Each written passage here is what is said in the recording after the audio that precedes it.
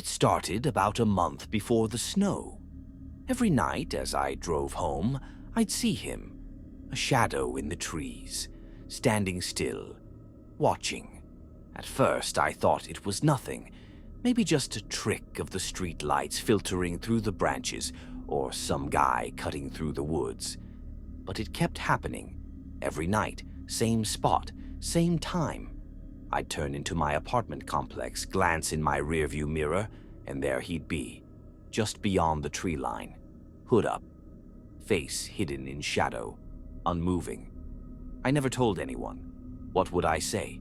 Hey, some guy's standing in the woods watching me every night? It sounded paranoid.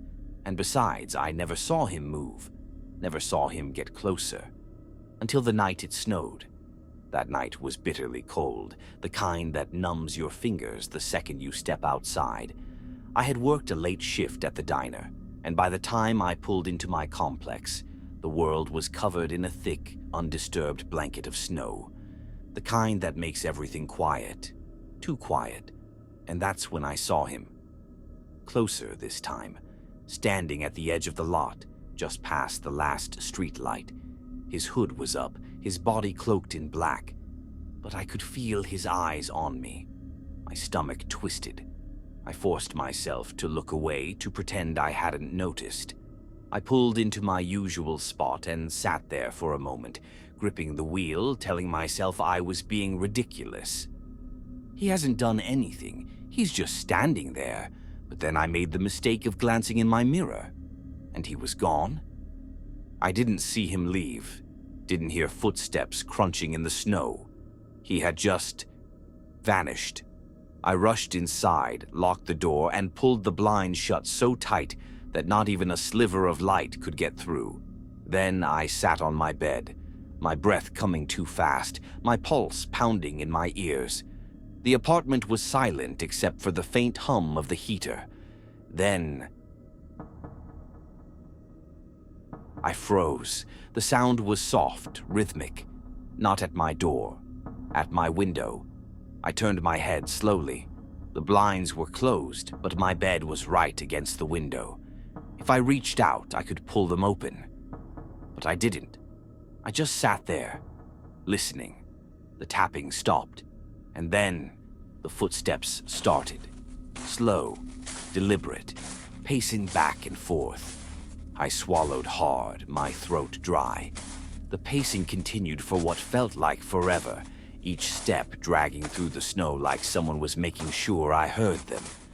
I reached for my phone, hands shaking as I pulled up the security app for my complex. The screen flickered to life, grainy black and white footage from the parking lot camera. I scanned the feed. Empty. No one was there, but I could still hear the footsteps. And then they stopped. A shadow crossed the camera feed, a shape moving fast, too fast, right past my window. I stopped breathing. I didn't want to look. I didn't want to see, but I had to. Slowly, I reached out and pulled the blinds open just a crack. Nothing. Just snow. Undisturbed, untouched, like no one had ever been there. But I knew what I heard. I knew what I felt. The air was thick with something I couldn't explain, something that made my skin crawl. My stomach knotted as I stepped back from the window, heart pounding. I locked my bedroom door, not that it would help, and sat awake for hours, listening, waiting. But nothing else happened. Eventually, exhaustion won. I don't remember falling asleep, only that when I woke up, the pale morning light was filtering through the blinds. And then I saw them, the footprints leading from the woods to my window, and then to my front door, and then back inside my apartment. My body went cold. I stared at the snow, at the impossible pattern of footprints that should not have been there. Had I forgotten to lock the door? Had someone been inside while I was sleeping? I had to get out. I packed a bag in record time, my hands moving on autopilot, throwing whatever I could grab into my duffel. My lease was month to month. I didn't care about breaking it. I just needed to go. By the time I reached my car, my chest was tight with panic, my fingers numb from the cold. I drove without looking back. I moved across the state, found a new place in a busy part of the city where the streets were crowded and the sidewalks never felt empty, where I could blend in and disappear. But even now, I still think about it. I still remember the sound of those footsteps. And sometimes, late at night, when I glance out my window, I swear, I see a shadow standing just beyond the street lights, watching, waiting.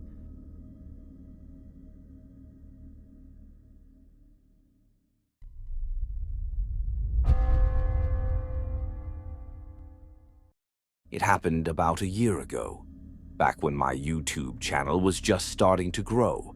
Nothing huge, just creepy stories, weird disappearances, things that kept people up at night. But one night, I got a subscriber I should have never had. It started at 3:17 a.m. My phone buzzed with a new notification. New subscriber, unknown. I frowned. That wasn't normal. Usually there'd be a username, but all it said was unknown. I thought maybe it was a glitch. But then, a comment appeared on my latest video. I liked your story, but I liked watching you more. My stomach dropped. Watching me? I checked my webcam. It was off. My room was empty. I brushed it off. Just a troll, I told myself. But then, my screen flickered, and my subscriber count dropped by 1. Unknown was gone, like they had never been there. A week later, I uploaded a new horror story. Nothing unusual. I hit publish and went to bed. But when I woke up, the video was gone. Not deleted, not taken down. It was as if it had never existed. I checked my email. No copyright strikes, no warnings, just a new notification. New subscriber, unknown. And another comment. You told it wrong. Let me show you the real story. I clicked on my channel. And there it was, my video. Except, it wasn't my video. The thumbnail was different. It was a photo of me. A grainy black and white image of me sitting at my desk, taken from inside my room. Heart pounding, I pressed play. The story wasn't mine anymore. The narration was distorted, the voice deep, ragged, not human. And at the end of the video, the screen glitched and a new clip played, a live feed of me. At that exact moment, I slammed my laptop shut and spun around. The room was empty, the door locked. No one was there. But in the reflection of my dark screen, I saw it, a shape, a figure standing behind me. I turned fast, but there was nothing, just the sound of my breath, sharp and ragged. My phone vibrated in my hand. New message. Unknown. Look behind you. I ran. I didn't even think. I bolted from my apartment, down the stairs, out into the street. The air was thick, suffocating. But I didn't stop. I didn't look back. I stayed at a friend's place that night, told them everything. They laughed, said it was probably a prank, maybe a hacker. But when I checked my phone the next morning, there was a new comment on my channel. Running won't help. We're already inside. And attached was a video, a live stream of my empty apartment. Except it wasn't empty. The closet door was slowly creaking open, and something was stepping out. I deleted my channel that night.